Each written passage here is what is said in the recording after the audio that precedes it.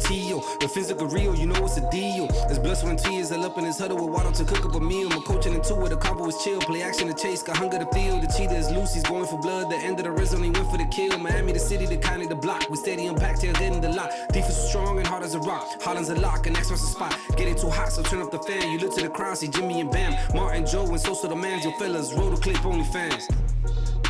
What's going on, guys? Welcome back to the channel and welcome back to OnlyFans, a Dolphins postgame show presented by Sports with Soso. I'm your host, Joel, aka the Delusional Dolphin. With me, as always, I got Soso, the host of Sports with Soso. What's going on, So? What up? What up? Good to see you, brother. And we also got Martin from the All Fin podcast. What's going on, Martin? Nothing much, man. It felt like a very long break. It did. We were talking about that because we haven't done this now. We didn't do this last week, right? We had a break with the bye week, and feels a little rusty. I feel a little rusty. I didn't know what to do here in this intro. I don't know really quite what to do with my hands at this point. I'm just gonna keep them down here for the rest of the episode. But hey, man, Dolphins fresh off the bye week. We get the Texans at home. You know, we talked about this on Sports with So. This is an ideal game to come out of the bye week with a struggling team like the Texans, especially you're facing them at home. I mean, this is what you want, and we do come away with the victory, 30-15. There was good, there was bad, and there was ugly. For instance, the good, we put up 30 points in the first half on the Texans. That's good. Bad, we didn't put up a single point in the second half. The ugly, we have a couple of injuries on the offensive line. So that's kind of my highlights for this game. So let me get your initial thoughts or reaction on this game. It's going to be a tough run of the second half of the season if these injuries turn out to be key injuries, especially Armstead and so the dude, what's his name? His name escapes me. Jackson. Austin Jackson. Yeah, if those two guys are hurt, not looking good. What about you? At all.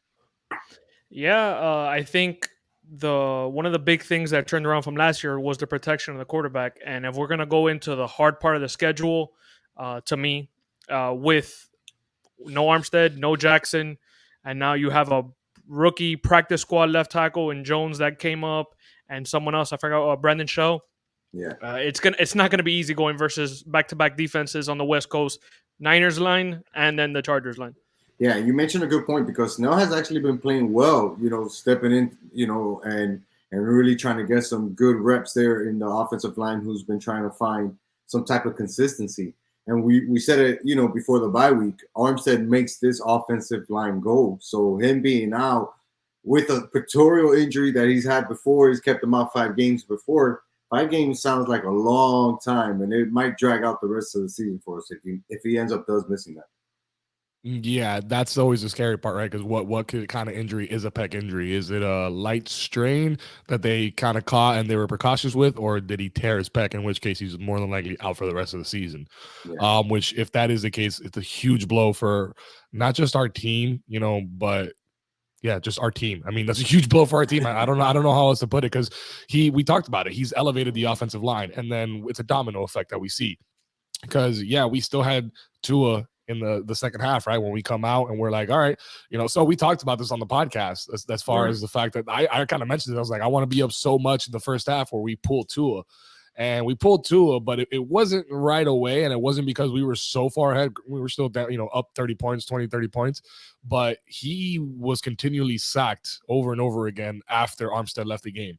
And he was taking unnecessary hits, and we pulled him with, I think, 4 or 5 minutes left in the third quarter. And that's about 3 minutes. 3 minutes or so, when that's when Scott after giving up 3 sacks and him getting hit, 2 times back-to-back coming out of the second half. That's my point, though. So we didn't let up on the air attack, right? We kind of kept passing the ball. Jeff Wilson left the game for a moment there with an injury. We had no Raheem Mostert in this game, so we kept passing the ball even when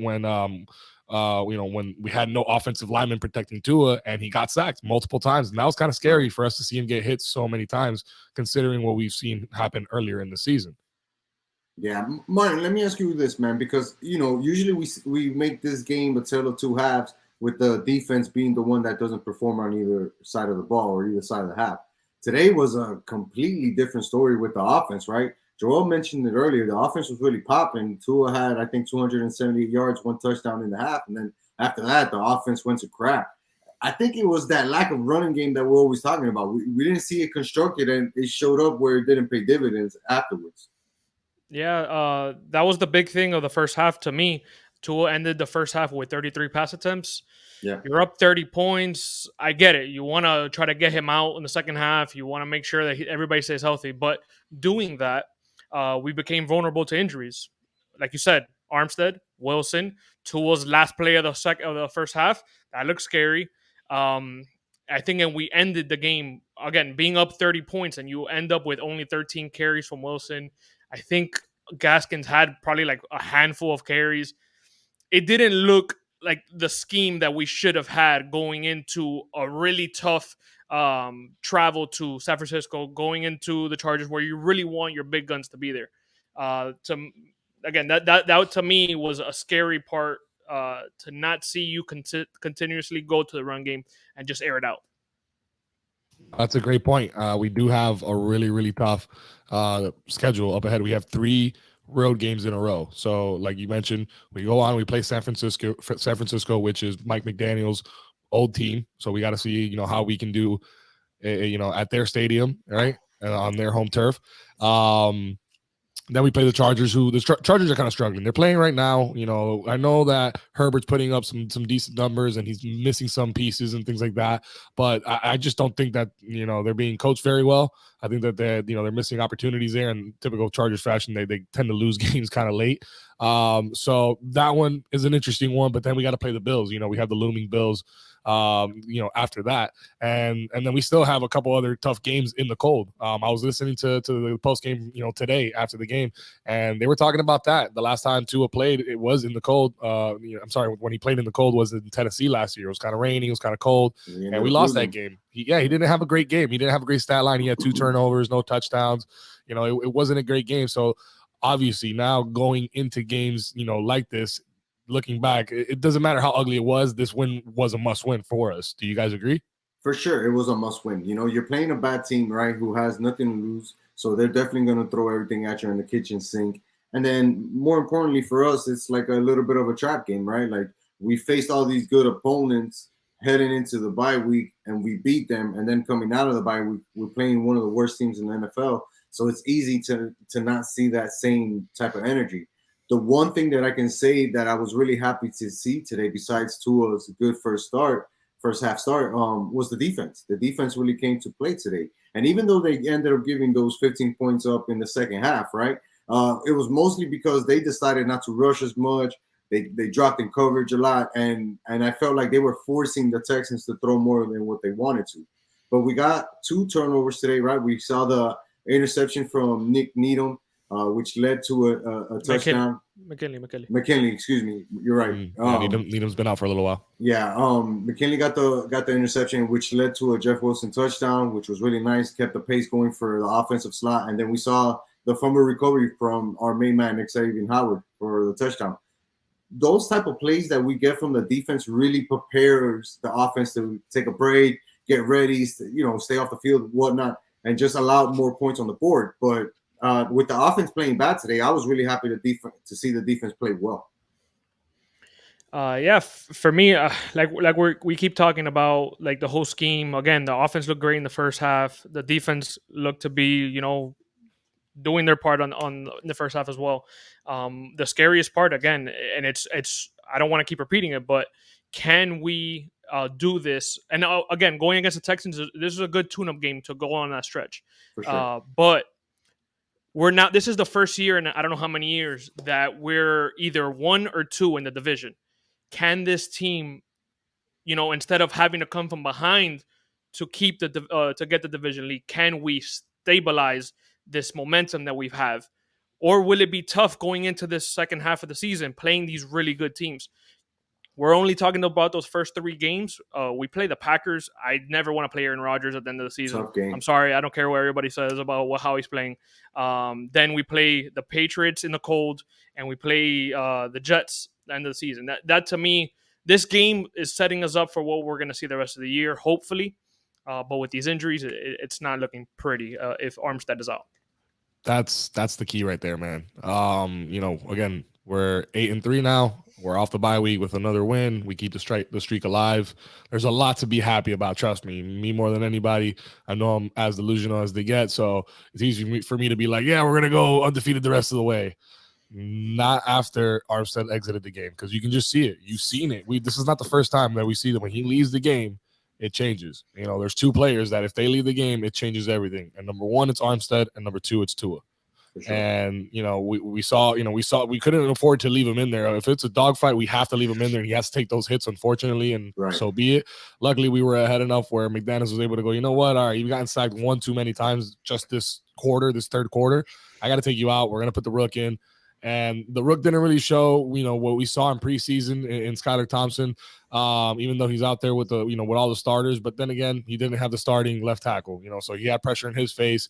He was rolling out a lot, trying to make things happen. I think he was like 1 for 5 in the end. He didn't really make that many pass attempts. But we were able to close it out. It got kind of sketchy there. It definitely got kind of sketchy, but we were able to, to dig it out and make the right plays when we needed them. And we got the victory. Most importantly, look, we talk about it all the time. Maybe we're not the best team in the AFC at this moment, but we are definitely one of the most competitive teams in the AFC. So with Buffalo winning earlier this week, Jets continuing to win, Baltimore won today. Like all these teams, Cincinnati the Jets won today. Like all these teams that are battling with our same type of record are winning. So we need to keep pace. Whether it looks pretty or not, we need to win games, and this was a good example of that today.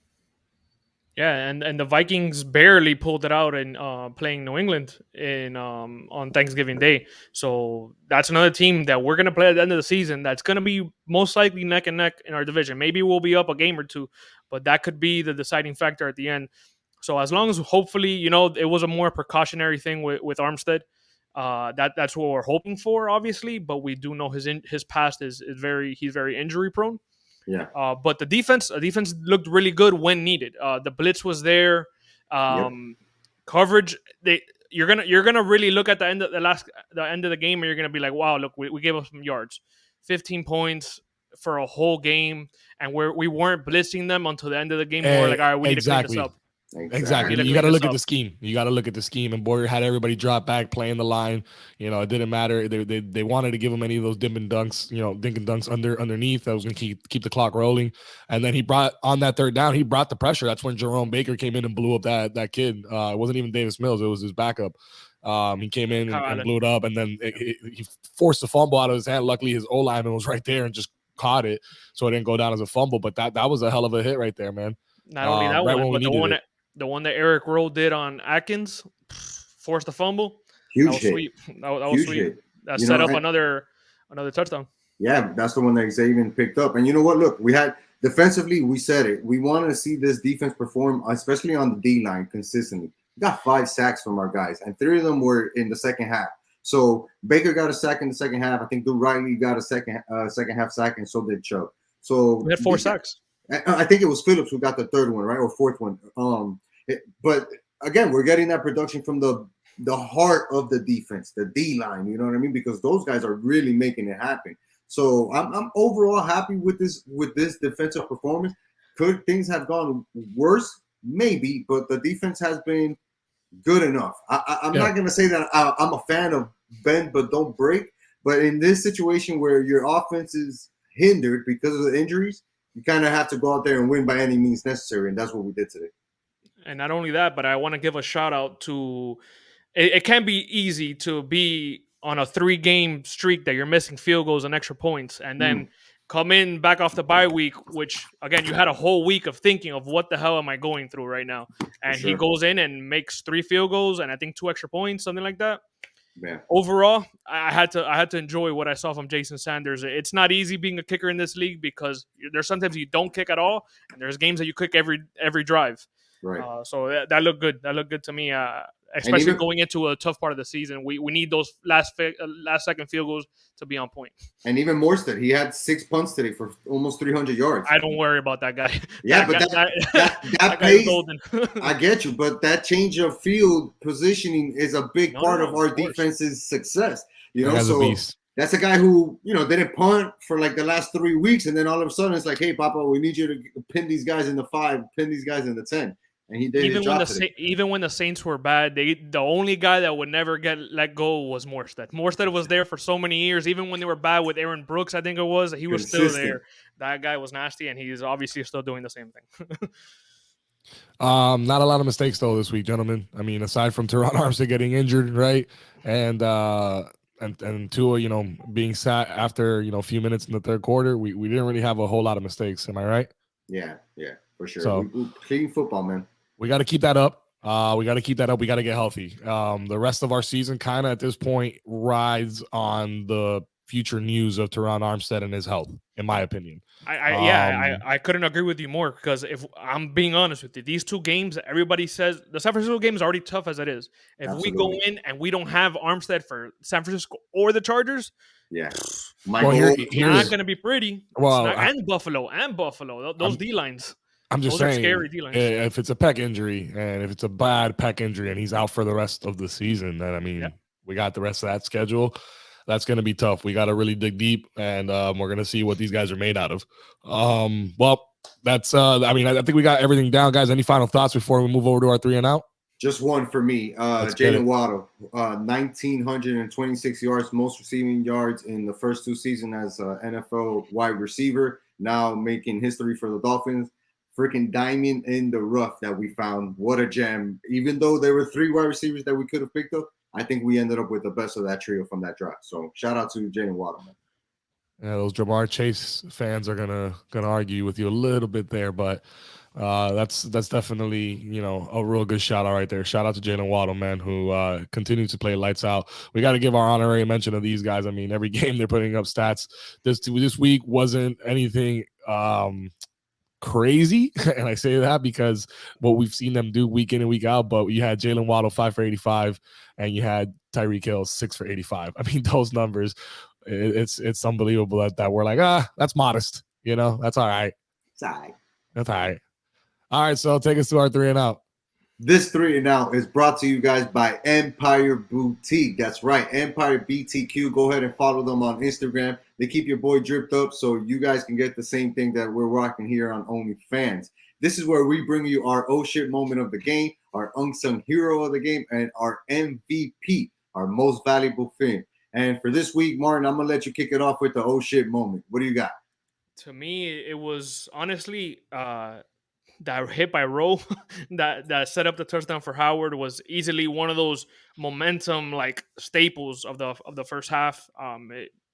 Easy, and a guy that wasn't even getting playing time. For sure, he came in and really had an impact today. He really did. What about you, Joel? What's your oh shit moment of the week? Man, we went heavily around this topic this episode. And to me, this is a very important topic. My oh shit moment was Teron Armstead going out of the game because I said, oh shit, what's gonna happen now that our number 1 tackle, offensive lineman, is now out of the game? And we rode a slippery slope there. And we saw what happens or what can happen when he's not in the game. Managed to tough out, the victory, but I'm precautious. I hear you, man. I hear you. We're all feeling the same way. My oh shit moment of the game is kind of centered around the same thing, but it had to do with our QB, Tua. He took a weird ass sack or something right before the half, and he went down. Looked like he kind of had his knee under the guy and almost had it twisted. And I was like, oh shit, if this is that type of day where we start to lose players, let's not lose this one. We can lose everyone else except Tua. So that was it for me. For the unsung hero, Joel, you usually don't get to start. You know what? You get to finish the MVP. How about you start unsung hero? Who'd you get? Man, my unsung hero for this game is going to be McKinley. Nice. With the late, interception to basically seal the game for us, and to have him back there when he's regularly not playing, there for us, and for him to make that read, come across the entirety of the field, and just grab the ball, do his his assignment that what we're asking you to do for a guy that's not out there week in and week out, man. I wanted to give him a shout out, man, to change it up from the usual guys I shout out. Well deserved. What about you, Martin? Who's your unsung hero? My unsung hero goes to Jason Sanders. Had 3 field goals, 2 extra points. Coming off those 3 bad back-to-back weeks, coming off the bye, to be coming up solid with, again, offense look good, but if you don't have that kicker, making those field goals for you, it could get bad. For sure. And we need him to be confident heading into the second half of the season and definitely into the playoffs. For me, my unsung hero of the game is going to be Landon Roberts. That guy had a hell of a game today. Had 8 solo tackles, 9 total, had a sack, 1 tackle for a loss. Just showing how good this defensive line can be and how defensive front can apply pressure without having to blitz too many guys. This is one of the guys that doesn't get a lot of fame or a lot of mention. So I wanted to give him a shout out today. And for our MVP, our most valuable Fin, I'm going to kick it off before I kick it to Martin. Martin, for me, my MVP is going to be Jalen Phillips from the U. This guy had an amazing day, 7 tackles, 6 solo, a sack to kind of really seal the game and put a lot of pressure on Houston, and a tackle for a loss. Just a kid who we want to see him continue to be consistent, and he's really becoming a problem before our very eyes. What about you, Martin? Who's your MVP? Yeah, I am gonna double up on Jalen Phillips. He was all over the ball, even when he wasn't able to get the sack. You still saw him follow the quarterback, follow whoever was making the play, and he was right behind them. He pressured the quarterback enough. Even without the stats that you saw, he changed the game on the defensive side. I agree, man. Joel, go ahead and wrap it up with your MVP. I'm gonna go with Sanders this game, man. Nice. I was really happy with how he played this game, and I think that he doing his assignment. I just talked about McKinley doing his assignment right when he's in there, and we've been kind of giving him some shit for missing some field goals and some extra points in the last couple of weeks. We even had a bet on the show last week over under on missed field goals. Luckily, he hit the under, right? Because he made them all.